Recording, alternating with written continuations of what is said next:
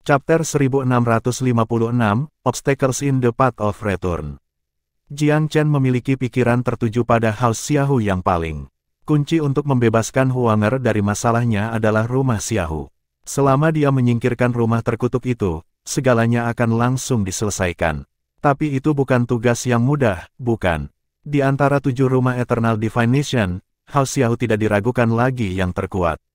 Membenci berkedip di mata Yan Qingsang. Sebenarnya, House Yan adalah tempat pertama yang pasti beberapa ratus tahun yang lalu. Tetapi saat itu, salah seorang leluhur kita yang paling dihormati secara tak terduga gagal dalam kesusahan besar.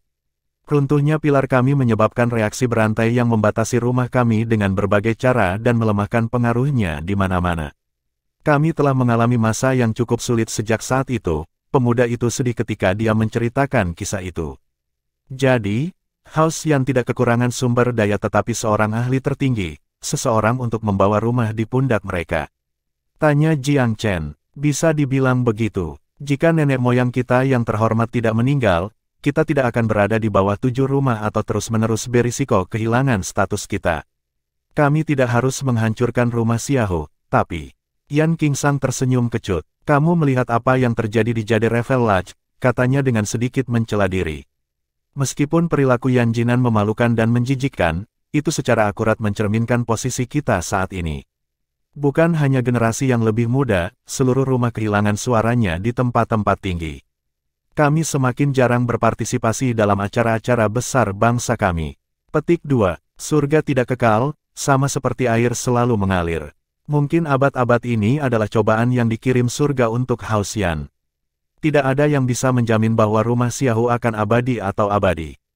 Hal yang sama berlaku untuk kelemahan kamu saat ini, saran Jiang Chen.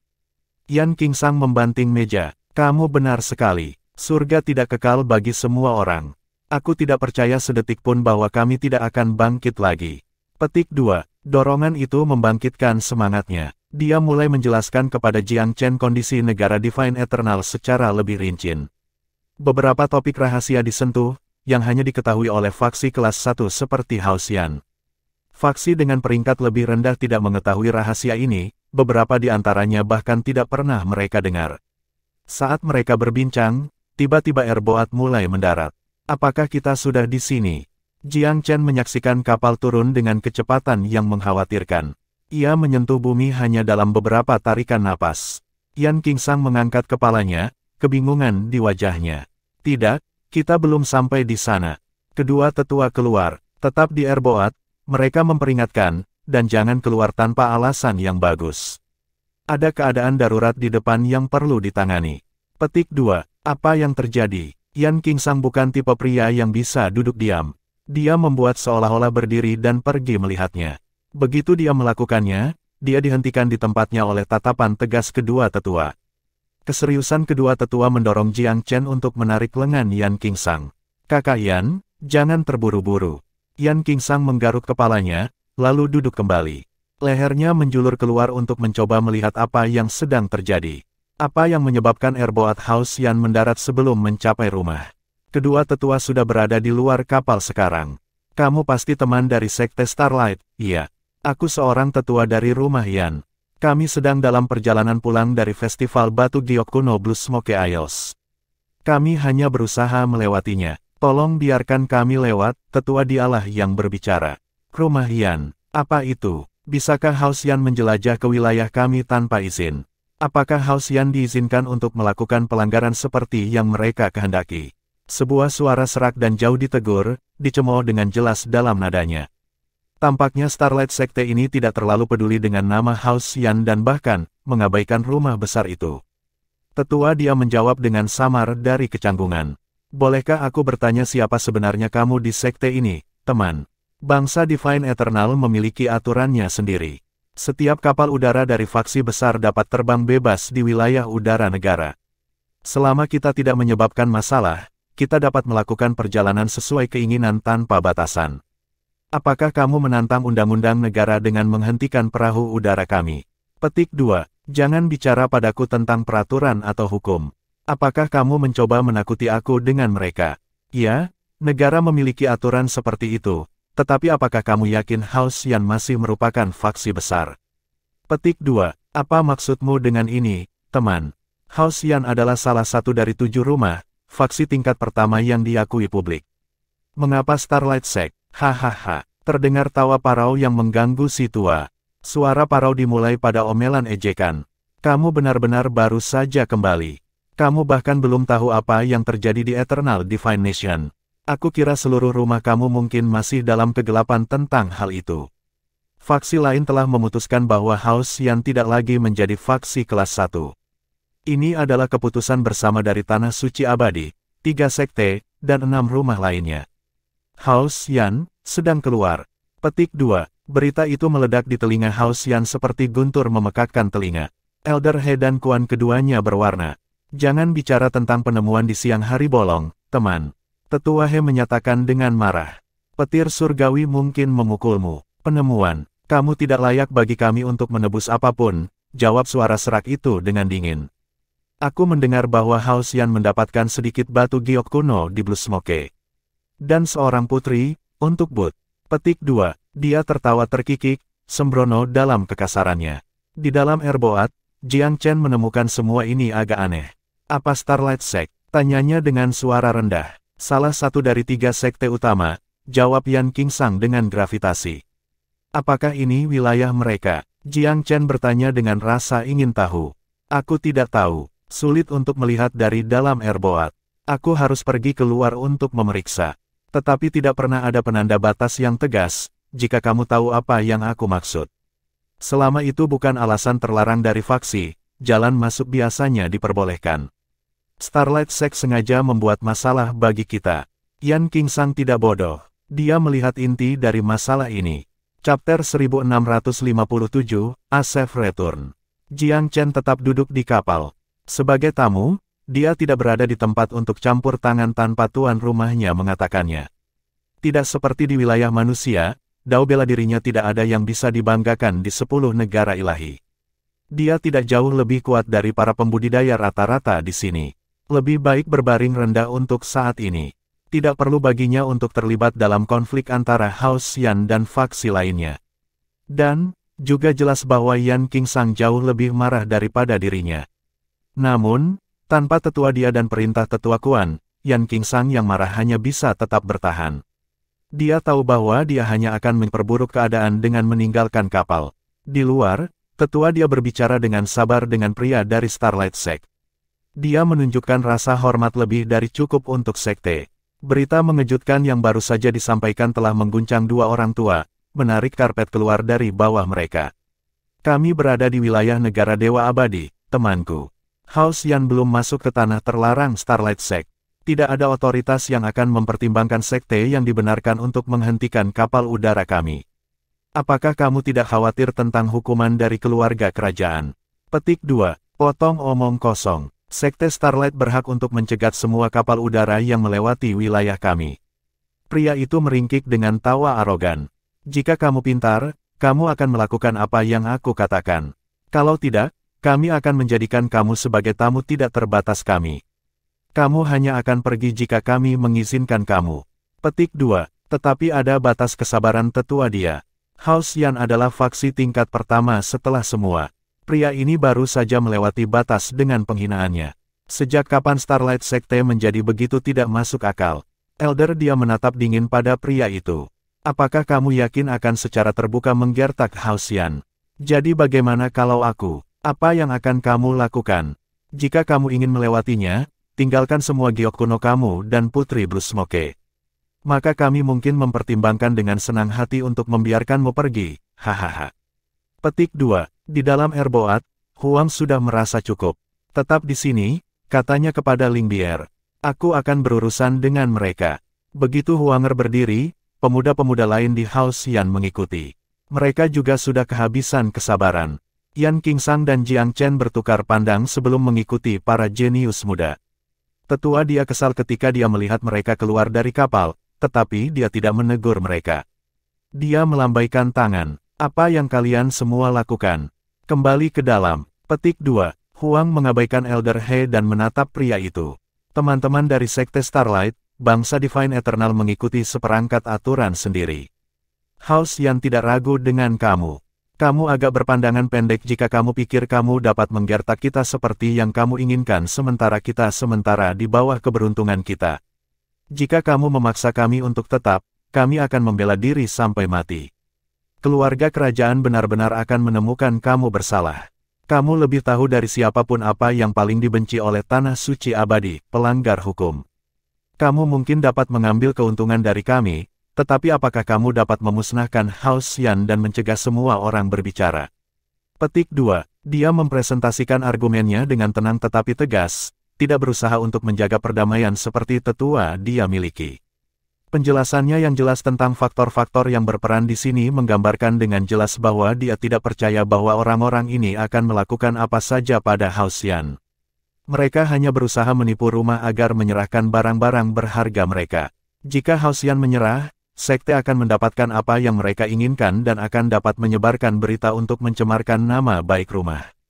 Hal terbaik untuk dilakukan adalah tidak berkompromi, tetapi menunjukkan resolusi House Yan untuk menolak bahkan sampai di ambang kematian.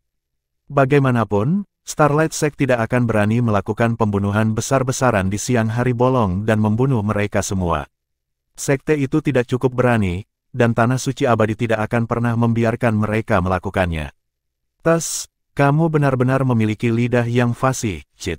Apakah kamu Yan King Huang yang terkenal dari House Yan? Senyum M3 Sum muncul di wajah lelaki terkemuka itu saat ia memberinya satu kali. Dia menyipitkan matanya, ekspresinya tenang dengan sentuhan jijik. Gadis kecil yang tajam, bukankah House Yan sudah lama menukar kamu? Apa yang kamu pedulikan dari mereka? Kami akan membiarkan kamu lewat demi House Xiahou, Miss Yan King Huang. Kamu boleh pergi. Pria kekar itu membuat gerakan yang sangat dramatis. Teman-temannya tertawa terbahak-bahak. Mereka jelas tidak menghormati House Yan. Huang mengangguk dan menoleh kedua tetua. Berhentilah membuang waktu kita untuk mereka, para tetua. Dapatkan kembali di Airboat dan berangkat. Mari kita lihat apakah mereka benar-benar cukup berani untuk melanggar aturan di wilayah bangsa Divine Eternal. Petik 2. Dia berjalan kembali ke dalam Airboat tanpa melirik kedua pria itu. Kedua tetua berbagi pandangan dan mengangguk. Tidak ada cara yang lebih baik untuk mengatasi masalah ini. Tidak ada gunanya untuk terus berdebat dengan sekte. Orang-orang ini tidak akan pernah mendengarkan alasan. Mereka tidak mungkin untuk menyerang begitu perahu udara diluncurkan. Jika mereka melakukannya, itu berarti perang. Akan ada korban dari pertarungan, yang akan mengingatkan Tanah Suci. Setelah kekuatan itu menyadari konflik, House Yan akan menerima keadilan meskipun pengaruhnya menurun. Lagi pula, aturannya adalah aturan. Sekte Starlight tidak berada di atas aturan, dan Tanah Suci Abadi tidak memiliki alasan untuk mentolerir kejahatan mereka. Semua anggota House Yan kembali ke Airboat. Luncurkan dan berlayar. Perintah tetua He. Perahu itu meluncur perlahan. Orang-orang dari Starlight Sect mengepalkan gigi mereka dan bertukar pandangan yang tidak pasti. Mereka tidak berharap House Yan menunjukkan tulang punggung seperti itu. Kedua tetua telah goyah, tetapi Yan King Huang telah mampu membalikkan situasi dengan hanya beberapa kata pilihan. Sebenarnya, sekte itu tidak cukup berani untuk meningkatkan konflik. Akan cukup mudah untuk menyerang Airboat, dan mereka 90% yakin mereka akan mampu menjaga penumpang di sini. Tetapi jika House Yan melawan balik tanpa memperhatikan nyawa mereka dan berakhir dengan korban, Starlight Sect tidak akan bisa mendengar akhir dari semuanya. Itu tidak akan menjadi konflik kecil kalau begitu. Begitu orang meninggal dalam perselisihan antar faksi besar, tidak ada yang bisa menutupi insiden itu. Haruskah kita melakukannya, tetua Tu? Gadis itu terlalu sombong. Kita harus mengambilnya dan memberinya pelajaran. Petik 2. Mari kita bawa mereka dan minta House Yan membayar tebusan. Kami bersikeras bahwa mereka telah masuk tanpa izin ke tempat terlarang kami. Apa yang bisa House lakukan tentang itu? Ya. Petik 2. Selama mereka jatuh ke tangan kita bisa membuat semua alasan yang kita inginkan. Orang-orang itu berbarengan dengan pemimpin mereka. Pria kekar itu dengan penuh perdebatan memperdebatkan apa yang harus dia lakukan. Pada akhirnya, kilatan keras menghilang dari matanya. Lupakan, kami tidak bisa kurang ajar. Aku tidak berharap Yan King Huang menjadi sesulit ini untuk ditangani, bahkan lebih dari dua lelaki tua itu. Jika House Yan melawan balik dengan semua yang mereka punya, segalanya akan lepas kendali. Petik 2. Apakah kita hanya akan membiarkan mereka pergi? Itu terlalu mudah bagi mereka. Petik 2. Lupakan. House Xiahou akan meminta penjelasan dari kami juga jika terjadi sesuatu pada Yan Qinghuang. Kita bisa menyinggung House Yan, tapi House Xiahou, bahkan kepala sekte harus berpikir dua kali untuk memprovokasi mereka. Petik 2. Hubungan Yan Qinghuang dengan Xiao Zong dan keluarga di belakangnya membuat pria kekar itu terdiam. Pada akhirnya, dia menyerah pada rencana aslinya. Jika sesuatu terjadi pada kapal budidaya Xiao Zong di wilayah mereka, House Xiahou tidak akan pernah membiarkan Starlight Sect lolos. Sungguh bodoh menjadi musuh bersama mereka. Selain itu, mereka belum mendapatkan izin kepala sekte sebelum mencegat perahu udara House Yan. Mereka melakukannya atas kemauan sendiri. Jika segala sesuatunya tidak terkendali, mereka juga tidak akan bebas dari hukuman. Mereka berencana untuk memaksa para tetua Yan dengan mengeksploitasi perasaan inferior yang terakhir, tetapi Yan Qinghuang benar-benar merusak rencana itu. Jiang Chen diam-diam memuji Huang atas apa yang dia lakukan. Orang-orang dari House Yan, tua dan muda, semuanya tidak memiliki tubuh.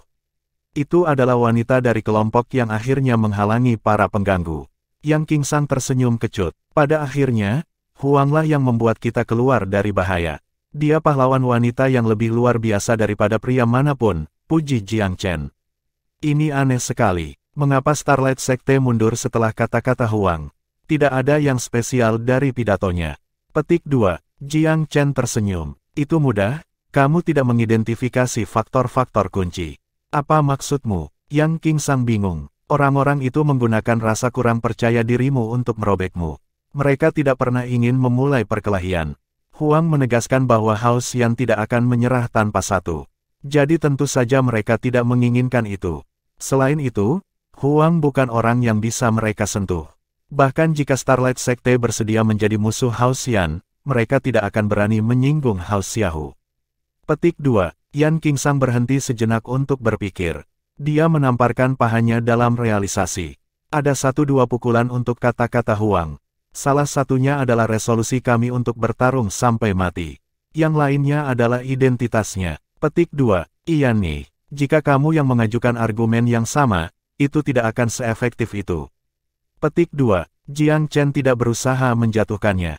Memang benar bahwa Huanger adalah orang terbaik untuk mengambil sikap melawan Starlight Sect. Tak satu pun dari mereka yang berani menyentuh dia.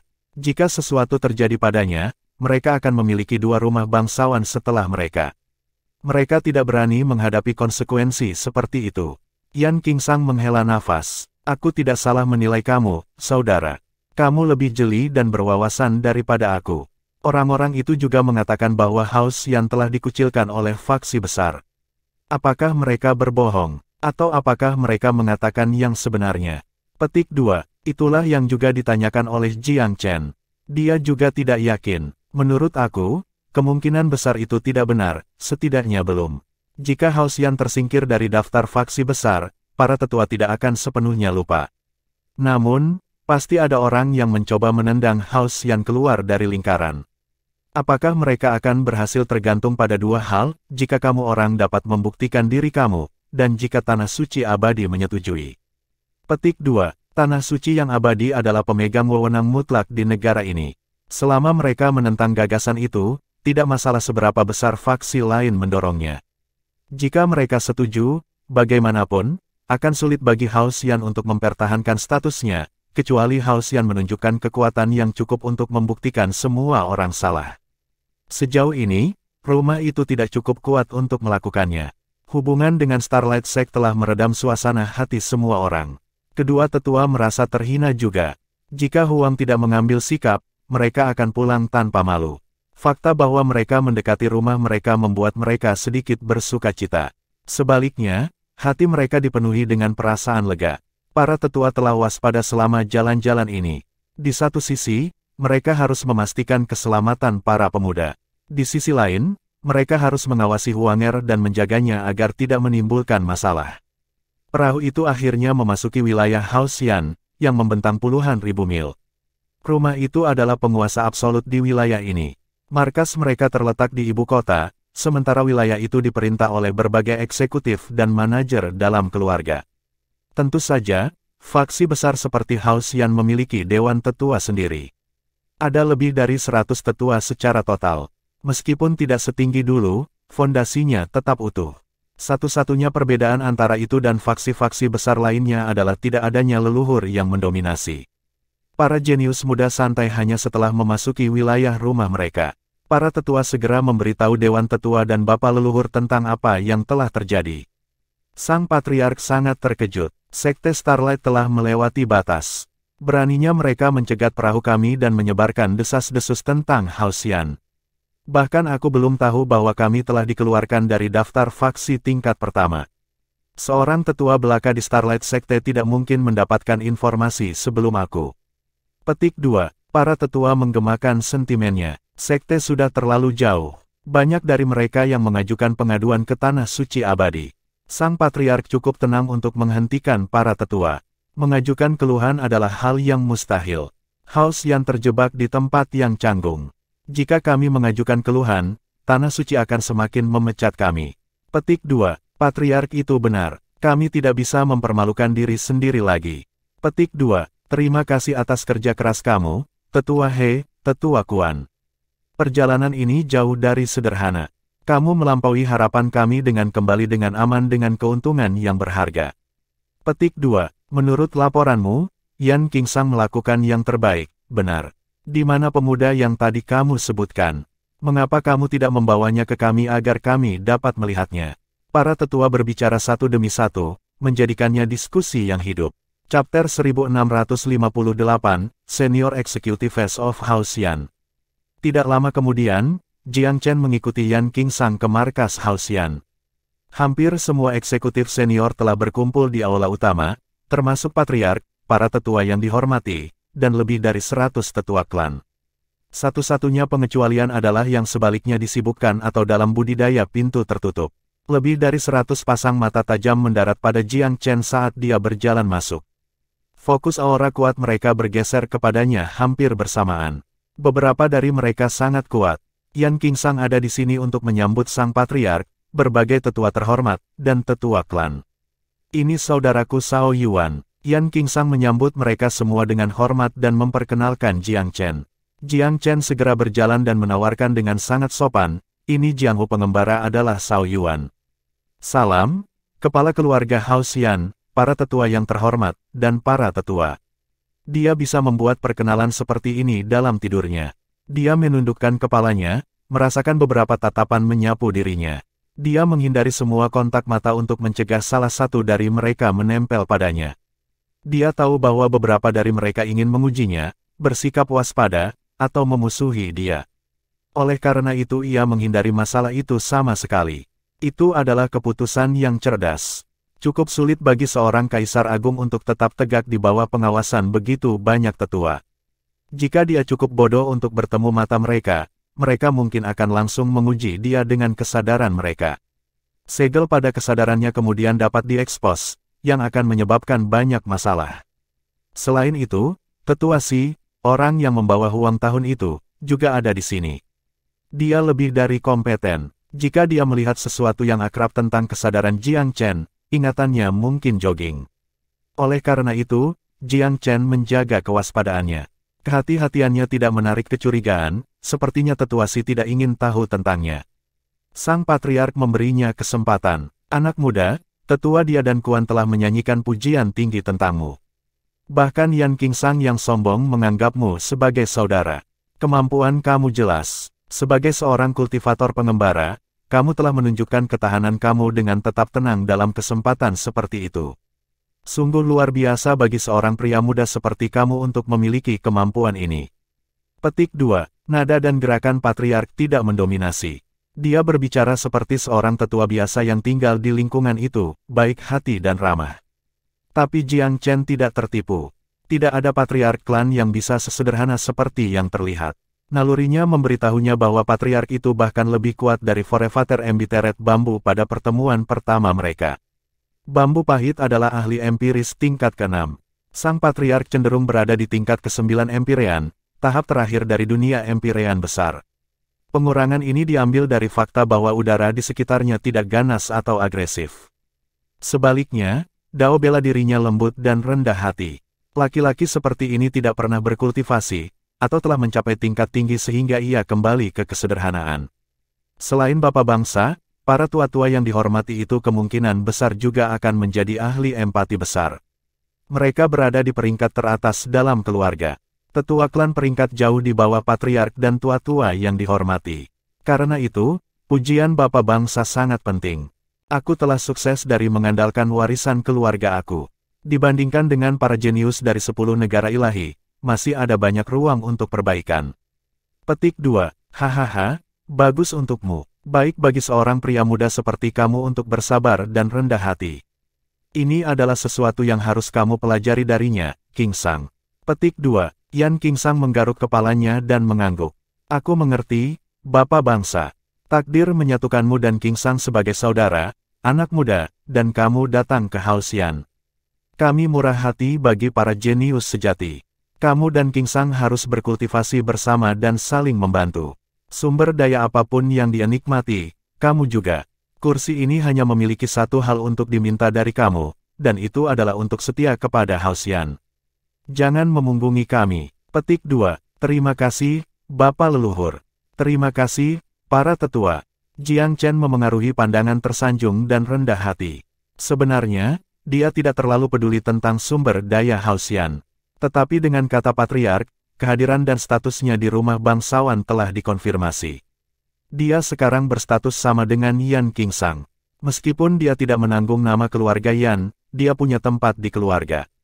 Tunjukkan saudaramu, King Sang. Mulai sekarang, kamu bersaudara dengan nama keluarga yang berbeda. Jaga dia baik-baik. Petik 2. Aku akan. Yan King Sang sangat senang. Tamu yang dia bawa kembali ke rumah telah diakui dan disahkan oleh sang patriark, yang merupakan persetujuan atas tindakannya sendiri. Begitu Yan King Sang dan Jiang Chen pergi, sang patriark beralih ke salah satu tetua terhormat di sebelah kirinya, Tetua Wanjun. King Sang adalah cucumu. Tampaknya dia yang paling meningkat selama perjalanan ke Kepulauan Blue Smoke. Kursi ini harus memberi selamat kepada kamu. Petik 2. Tetua Wanjun adalah Yan Wanjun, kakek Yan King Sang dan salah satu tetua yang dihormati. Dia memegang status yang sangat tinggi dalam keluarga. Bahkan sang patriark harus menunjukkan rasa hormat kepadanya. Yan Wanjun tersenyum tipis. Anak itu masih memiliki banyak sisi yang kasar. Aku mendengar bahwa dia tidak bergaul dengan pemuda-pemuda lain dalam keluarga selama perjalanan. Aku harus berbicara serius dengannya. Petik 2. Sang patriark tertawa. Konflik itu sepele. Tidak dapat dihindari bagi pemuda yang bangga untuk berbenturan. Tidak masalah selama ikatan keluarga tidak rusak dan nilai rumah tidak disingkirkan. Aku mendengar bahwa King Sang membuat Haoxian bangga kali ini. Dia melakukan yang terbaik di festival Batu Giok. Petik 2. Para pemuda memiliki nasib mereka sendiri. Ada beberapa hal yang tidak bisa aku ganggu dengan membimbing terlalu dekat. Dia bisa memikirkan mereka dan mencari solusinya sendiri. Tidak pantas bagi Yan Wanjun untuk memuji cucunya dalam kesempatan seperti itu. Selain itu, Yan King Sang belum termasuk yang teratas dalam keluarga. Tidak banyak yang bisa dibanggakan. Ah, Tetua Wanjun, apa pendapatmu tentang Sao Yuan? Tanya sang patriark, mengubah topik pembicaraan. Seberapa tinggi potensinya? Orang macam apa dia? Petik 2. Yan Wanjun tidak segera merespons. Dia merenung responsnya untuk sementara waktu. Menilai wajah dan matanya, dia sepertinya bukan tipe yang berbahaya. Jawabnya hati-hati. Aku yakin begitu. Aku percaya semua orang telah mencapai kesimpulan yang sama juga. Petik 2. Itu sulit dikatakan, seorang tetua yang terhormat menyela dengan tawa. Ada yang terlahir sebagai ahli dalam menutupi sifat alami mereka yang sebenarnya. Penjahat tidak datang dengan tanda mengumumkan kejahatan mereka. Petik 2. Sang patriark tersenyum. Apakah Tetua Wanyou berpikir secara berbeda? Tetua Wanyou tersenyum. Aku tidak menentangnya. Jarang bagi seorang remaja putra untuk menerima pujian setinggi itu dari Tetua Kuan dan Tetua He. Dan kemampuannya bermanfaat bagi kita. Selama dia tetap loyal kepada Haoxian, tidak ada salahnya untuk berinvestasi sedikit dalam dirinya. Petik 2. Selama dia memiliki talenta sejati, kita tidak boleh menolaknya. Sang patriark mengangguk. Tetua Wanjun, pemuda itu ada di sini bersama King Sang. Harap awasi dia. Meskipun Haoxian menyambut orang-orang berbakat, jika ia ternyata memiliki motif tersembunyi, kamu tidak perlu ragu untuk membawanya keluar. Pandangan tegas melintas tajam di matanya. Tentu saja, aku akan mengawasinya bahkan tanpa perintah patriark. King Sang adalah orang yang memperkenalkannya kepada keluarga. Jika sesuatu terjadi, aku akan bertanggung jawab juga. Petik 2. Semua orang mengangguk. Tetua klan lainnya menjawab, Patriark, para tetua terhormat, jika pemuda ini terampil dalam mengidentifikasi biji, bawahan ini ingin meminta bantuannya. Bagaimana bisa begitu? Tanya sang patriark dengan sedikit senyum. Bawahan ini telah mengabdikan diri untuk mengungkap sumber daya di wilayah yang aku kelola, tetapi medannya terlalu rumit. Meskipun aku dapat merasakan sesuatu yang berbeda di daerah tersebut, aku tidak dapat mendeteksi adanya vena roh atau ranjau. Aku menemukan itu sangat aneh. Aku telah menjelajahi wilayah sendiri selama bertahun-tahun. Aku tidak berani mengundang seorang profesional luar karena takut akan pelanggaran kerahasiaan. Petik 2. Maksudmu daerah di sekitar Cloud Camel Mountain? Iya nih, itu tepat di tepi wilayah kita, berbatasan dengan House Feng, orang lain berbicara. Jika kita membuat langkah yang terlalu jelas, House Feng tidak akan tinggal diam. Itu benar, Bapak Bangsa. Hubungan kami dengan House Feng tidak pernah baik. Jika mereka menggunakan ini sebagai alasan untuk memulai masalah, akan ada sedikit yang bisa kita lakukan. Lebih baik kita meninggalkan gunung sendirian. Medan di sana sulit dan tempat itu dipenuhi dengan energi jahat. Tidak mungkin ada semangat di sana. Petik 2. Keberuntungan mendukung yang berani, sesepuh pertama yang mengangkat topik disela dengan buru-buru. House yang tidak bisa lagi melakukan hal-hal menurut buku. Selain itu, perbatasan di Cloud Camel Mountain ditarik sesuai dengan kesepakatan sejarah. 80% dari wilayah itu adalah milik kami, dan hanya 20% milik rumah Feng. Mereka tidak bisa melakukan apapun selama kita tidak menyeberangi perbatasan. Petik 2. Kamu terlalu naif. House Feng bukan House Xiaohu, tapi mereka juga bukan lawan yang mudah. Apakah kamu pikir mereka akan mengadakan pembicaraan sipil dengan kami? Petik 2. Maksudmu kita bahkan tidak bisa menjelajahi wilayah kita sendiri.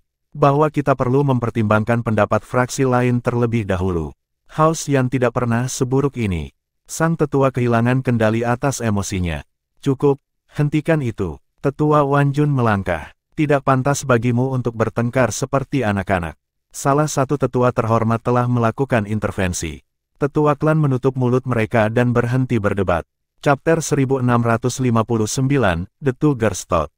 Akhirnya, semua mata terfokus pada Patriark. Semua orang tahu bahwa dia membuat panggilan terakhir pada akhirnya. Tetua Liang, rumor Patriark House Yan. Kamu telah ditempatkan di dekat Gunung Unta Cloud selama beberapa tahun terakhir. Seberapa yakin kamu dengan semangat di sana? Petik 2. Patriark, aku sudah meneliti gunung itu dan geografi sekitarnya untuk sementara waktu sekarang. Aku yakin ada semangat di gunung itu. Namun, aku tidak cukup berbakat untuk menghubungkan semua titik dan menghasilkan bukti konklusif. Jika aku memilikinya, aku akan menyajikannya pada kesempatan paling awal untuk penilaian kamu. Petik 2. Ada banyak tetua di House Yan, masing-masing dengan tanggung jawabnya sendiri. Tetua Liang bertanggung jawab mengelola Cloud Camel Mountain dan Demesnes sekitarnya. Berapa banyak orang lain di Eternal Divine Nation akan dapat mensurvei itu, menurut kamu? Patriark House Yan bertanya dengan suara rendah. Aku tidak ingin memberikan penilaian yang tidak akurat, tetapi aku bertaruh tidak lebih dari 5. Namun, kami tidak dapat mengundang mereka. Mereka akan memiliki vena roh setelah menemukannya. Petik 2. Sang Patriark mengangguk sedikit. Perhatikan baik-baik urusan ini. Jangan terlalu banyak membuat keributan untuk saat ini. Jika kamu berpikir Cao Yuan memiliki bakat untuk itu, bawa dia untuk melihat-lihat. Ingat, kami tidak bisa terlalu terburu-buru. Hal terakhir yang kita inginkan adalah memicu konflik. Petik 2. House yang tidak bisa melakukan konflik lebih jauh dengan siapapun. Mereka kekurangan energi dan sumber daya untuk melakukannya. Tekanan sudah mendekati mereka dari segala sisi. Memperketat hubungan mereka dengan House Feng hanya akan menambah bahan bakar ke api. Baik. Cukup tentang Cloud Camel Mountain. Ada lagi yang harus dilaporkan? Tanya sang Patriark setelah melihat-lihat. Satu hal lagi, Patriark, tetua dia menyela. Lanjutkan, ini ada hubungannya dengan Nona Huanger. Di Kepulauan Blue Smoke, keluarga kekaisaran menyelenggarakan turnamen untuk tangan putri mereka. Tetua He menceritakan kisah petualangan Huang dengan samaran seorang bocah lelaki dan bagaimana dia menyerbu rumah dengan gadis lain di belakangnya. Para tetua lainnya secara takjub tercengang oleh kisah itu. Jelas, mereka merasa bahwa tingkah laku Huang benar-benar konyol. Tidak ada masalah dengan itu, Bapak leluhur Hao Xian tertawa. Keluarga kekaisaran mungkin sedikit tidak senang, tetapi kita tidak perlu mempertimbangkan perasaan mereka. Adalah hal yang baik bagi Huang untuk menjadi saudara perempuan bersumpah dengan sang putri. Aku hanya ingin tahu, bagaimana sifat dan bakatnya. Petik 2. Keduanya luar biasa, kata tetua He secara naluriah. Oh, kita harus mengolah Putri Bi ini. Jika jenius lain dari Eternal Divine Nation tertarik padanya, Hao Xian pasti akan mendapat manfaat dari persatuan itu. Sang Patriark memiliki ide yang sama dengan keluarga kekaisaran. Patriark itu bijak. Aku menganggap gadis ini memiliki kualitas unik baginya.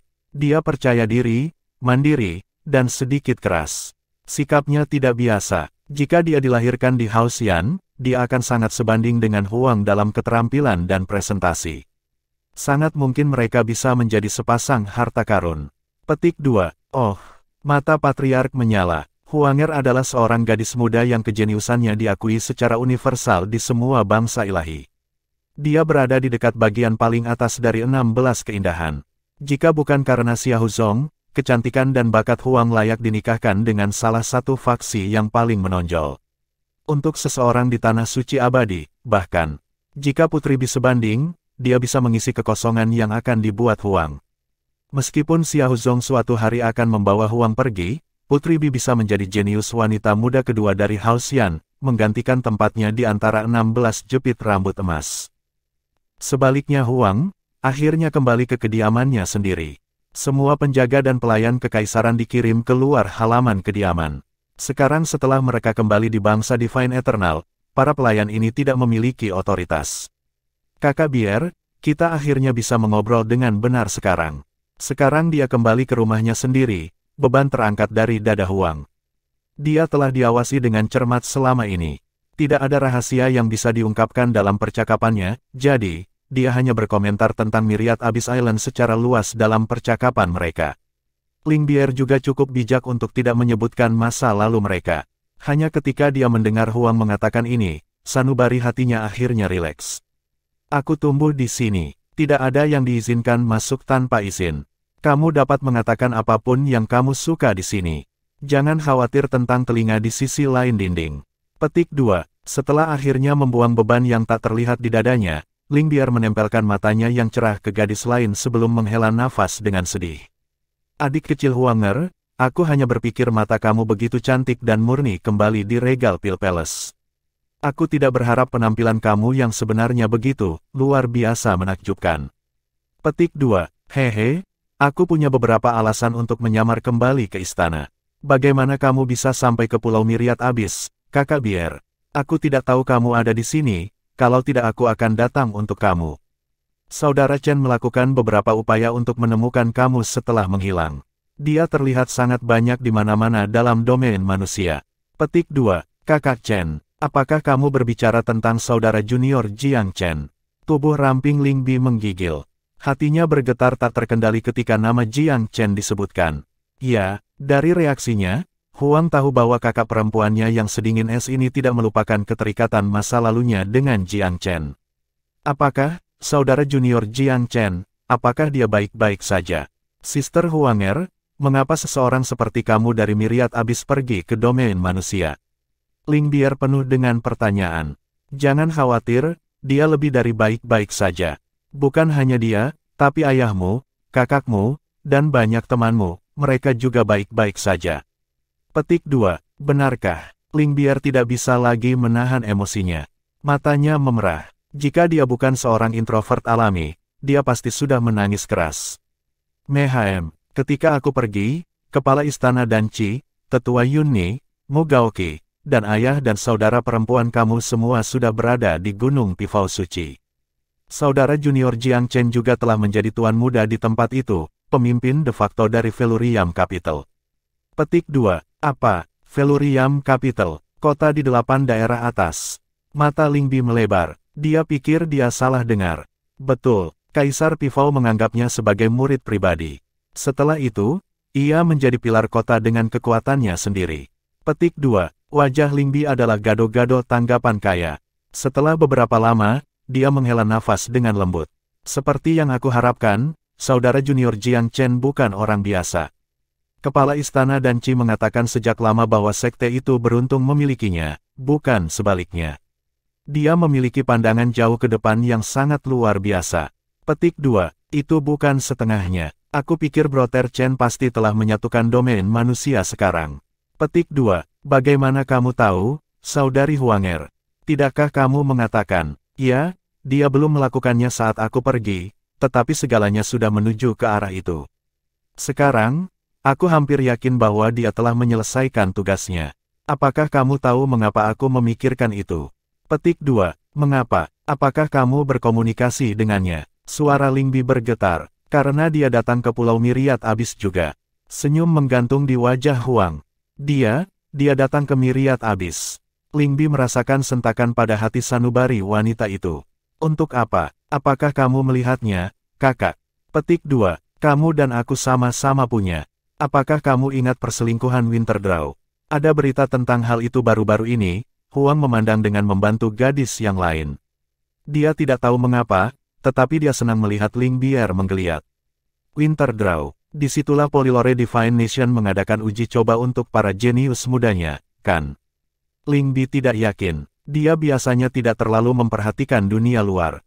Dia lebih tertarik untuk meningkatkan kekuatannya sendiri, sehingga dia bisa kembali ke wilayah manusia suatu hari untuk menemukan orang yang dicintainya dan membangun kembali istana Regal Pil. Tapi Jiang Chen mungkin sudah melakukan semuanya sekarang. Dia senang sekaligus sedikit sedih. Apakah mereka masih mengingatnya di rumah? Apakah mereka masih membutuhkannya? Ya, aku berbicara tentang masalah kecil Polylore. 3 dari rumahnya memberikan hadiah di kepala seseorang. Apakah kamu ingat siapa orang itu? Petik 2, Jiang Huang. Ling Bier tahu banyak tentang itu.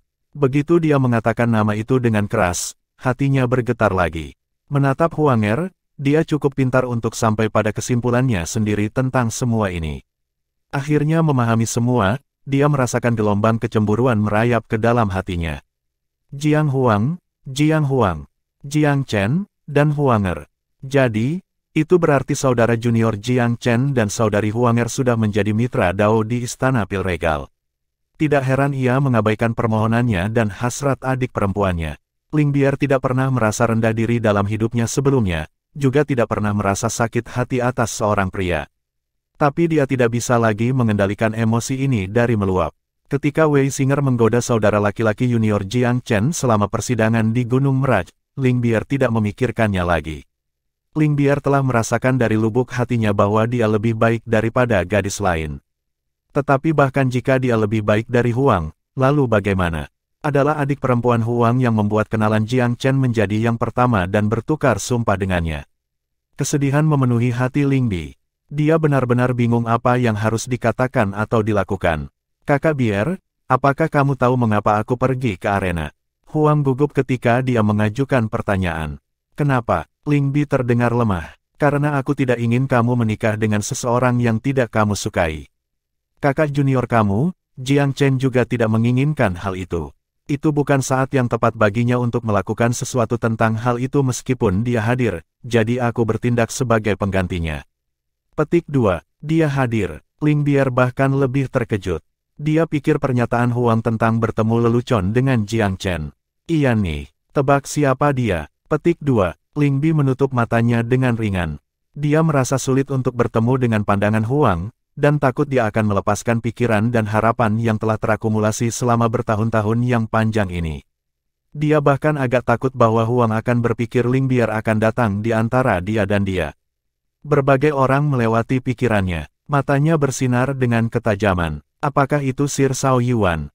Dia berseru. Chapter 1660, Entrusting Jiang Chen. Ling Bier adalah seorang gadis yang introvert. Dia mulai merenungkan pertanyaan sejak wahyu awal Huang. Tidak banyak yang dilihat kedua gadis itu. Selain dari keturunan Hao Xian, hanya ada 2. Salah satunya adalah Sir Shao Yuan, yang lainnya, muridnya. Keduanya tetap tinggal di Erboat sepanjang jalan.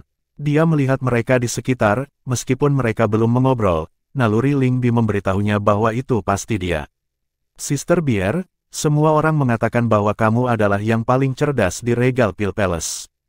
Kamu benar-benar hidup sesuai dengan reputasi.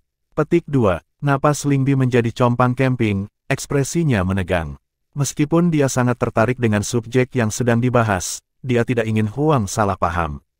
Huang mengulurkan tangan ringan, mencengkeram telapak tangan gadis lain di tangannya sendiri. Dia merasakan sensasi samar keringat dingin. Kakak biar, kamu tidak marah padaku karena menempelkan hidungku, kan? Saudara junior kamu hanya ingin memastikan kamu tidak harus menikahi seseorang yang tidak kamu sukai. Dia tidak ingin kamu terjebak di negeri asing. Petik 2. Aku benar-benar bersyukur. Suara Lingbi hampir tidak lebih keras daripada dengungan. Dia selalu gelisah di hadapan Huanger, seolah-olah perasaannya terhadap Jiang Chen membuatnya tidak bisa berhadapan dengan temannya dengan benar. Namun, kata-katanya memang tulus. Dia benar-benar berterima kasih atas bantuan Huang. Jika bukan karena bantuan, dia akan dipaksa menikahi beberapa jenius dari turnamen itu. Dia tidak bisa membayangkan kengeriannya. Pikirannya tidak tetap di sini. Tidak peduli seberapa menyenangkan Myriad Abyss, lalu apa? Jadi bagaimana jika itu 100 kali lebih baik daripada domain manusia? Satu-satunya hal yang membuatnya tetap bertahan adalah prospek untuk kembali ke tanah airnya yang telah lama pergi. Bagaimana dia tidak senang kalau Jiang Chen datang ke Myriad Abyss, dan berada di sini di House Yan saat ini. Berjuang untuk tetap tenang, dia tidak bisa menyamarkan gelombang kebahagiaannya. Apa yang begitu tak terlupakan tentang bekas rumahnya? Bukan hanya tanah, tapi rakyatnya juga. Ayahnya, adik perempuannya, Jiang Chen, ketiga orang inilah yang dia pikirkan, setiap hari dan setiap malam. Bahkan kepala istana dan Qi dan anggota penting lainnya dari sekte itu tidak mendekati keunggulan mereka di dalam hatinya. Lingbi menarik napas dalam-dalam. Saudari Huang, dia bertanya dengan tenang, kamu sudah lama kenal saudara junior Jiang Chen, kan? Bisakah aku bertanya kapan kamu pertama kali bertemu dengannya? Petik 2. Aku pertama kali tahu tentang dia ketika dia masih di Kerajaan Timur.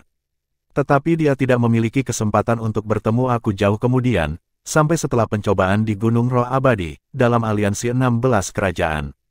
Aku menderita kutukan jahat yang dia diagnosa, kemudian dihapus. Huang menceritakan kembali secara rinci semua yang dia alami dengan Jiang Chen. Hati Lingbi melonjak. Dia sedikit iri pada Huanger, terutama setelah mendengar tentang petualangannya dengan saudara junior Jiang Chen di dunia setelah jatuhnya Istana Pil Regal. Mereka telah lama berkeliaran dan melewati banyak badai bersama, pemikiran tentang hal itu membuat hatinya sedikit sakit. Apakah nasib aku akan berbeda jika aku menjadi pihak saudara laki-laki junior Jiang Chen?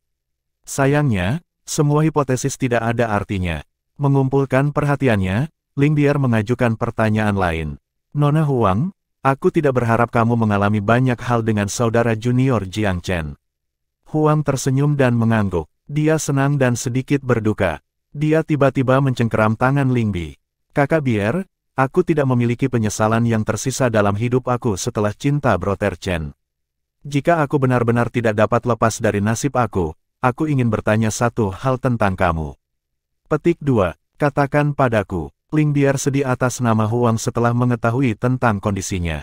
Mengapa gadis yang baik harus menderita ketidakadilan di tangan kekayaan? Jika Xiao Zong datang untuk aku dan Brother Chen belum menyempurnakan kekuatannya, kamu perlu menahannya untuk tidak melakukan apapun dengan terburu-buru. Jika aku tidak ada lagi, kamu harus menjaga Brother Chen menggantikan aku. Minta dia membawamu kembali ke wilayah manusia. Myriad Abyss Island adalah rawa yang dalam dan suram. Tidak ada alasan untuk tetap tinggal. Petik 2. Lingbi gemetar ketakutan. Dia menggelengkan kepalanya dengan kencang. Tidak, kamu akan baik-baik saja, saudari Huanger. Aku yakin surga akan memberkati kebaikan kamu dengan keberuntungan. Kamu pasangan yang cocok untuk saudara junior Jiang Chen. Kamu mengatakan bahwa jika ada keajaiban yang tersisa di dunia ini, Jiang Chen akan menjadi orang yang membawa mereka. Kamu harus percaya padanya. Kamu telah mengalami begitu banyak cobaan bersama, apakah kamu akan kehilangan kepercayaan kamu padanya sekarang? Petik 2. Lingbi mengagumi Jiang Chen, mungkin bahkan mencintainya, dan masih melakukannya setelah bertahun-tahun ini, tetapi itu tidak berarti dia akan menertawakan biaya Huang. Dia tidak berniat memanfaatkan peluang yang diwakili oleh kemalangan temannya. Rasa manisnya yang alami berarti bahwa dia hanya iri daripada sakit hati. Karena itu, dia tidak setuju dengan pesimisme Huang. Dia ingin agar Huang tetap sehat dan bahagia.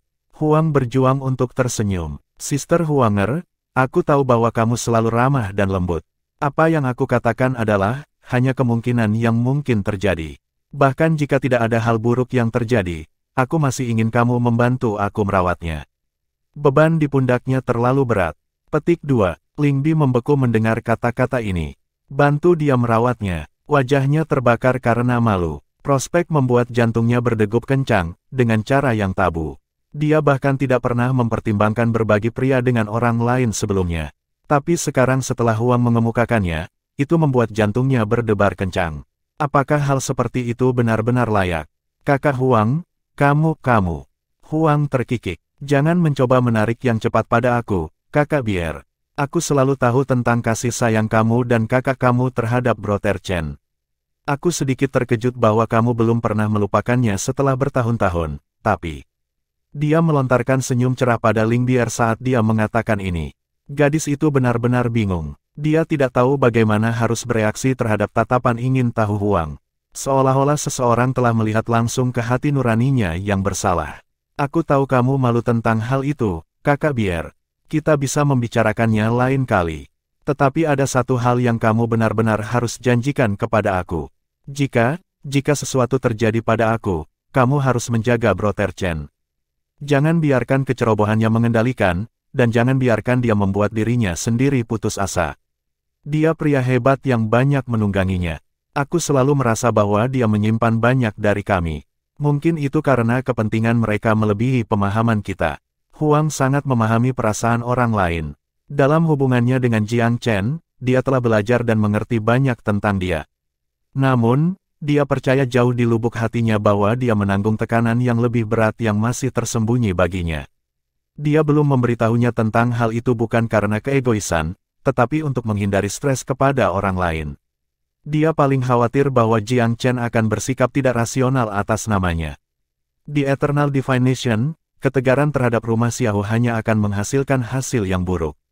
Meskipun saudara Chen sangat berbakat dan roh ilahi bereinkarnasi, dia tidak bisa melawan seluruh rumah jika dia tidak memiliki kultivasi dan kekuatan yang diperlukan.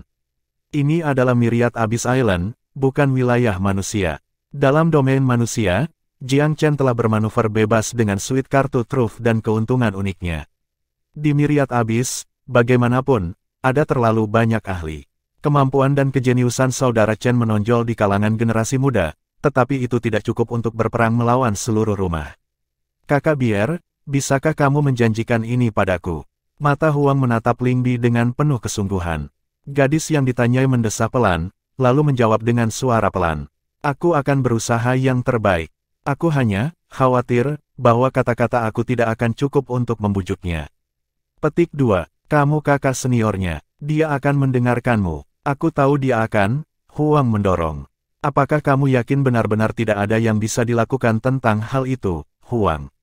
Bagaimana jika kita melarikan diri bersama lagi? Ling Bi memberanikan diri. Huang tersenyum sedih. Aku tidak bisa, dia menggelengkan kepalanya.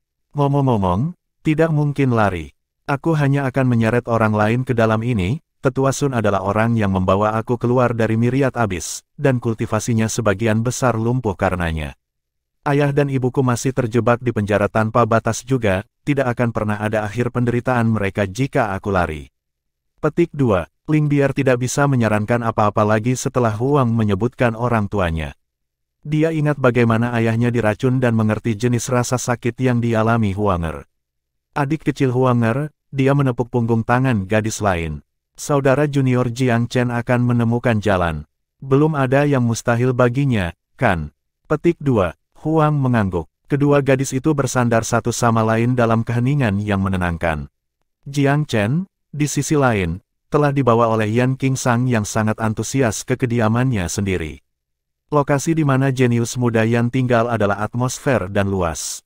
Itu memiliki banyak ruang untuk tuan dan murid, dan mungkin 20 lagi selain itu.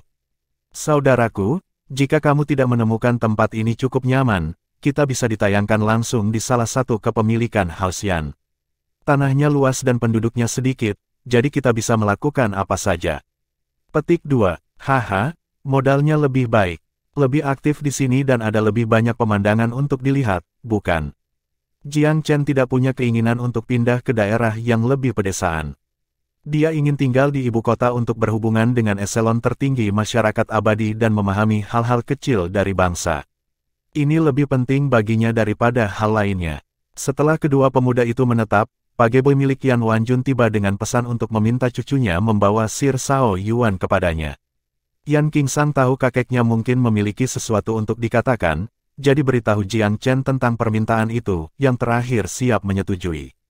Sebagai cucu langsung dari Yan Wanjun, Yan Qingsang sangat dihargai. Yan Wanjun memiliki dua putra. Salah satunya adalah ayah Yan Qingsang, dan yang lainnya, ayah Huang. Ayah Yan Qingsang adalah tetua dari keduanya, kurang berbakat dalam kultivasi tetapi lebih banyak dalam hal perdagangan. Saat ini, ia mengelola banyak bisnis rumah. Ayah Huang adalah putra bungsu. Sangat berbakat di masa mudanya, dia melampaui rekan-rekannya dalam keahlian dan hasrat. Karena ini, Yan Wanjun telah mengizinkannya untuk melakukan perjalanan tentang dunia, yang akhirnya menghasilkan pertemuannya dan memasuki hubungan dengan seorang wanita asing. Ini memicu permusuhan dari pertunangannya dari House Xiaohu, yang mengarah ke serangkaian tragedi berikutnya.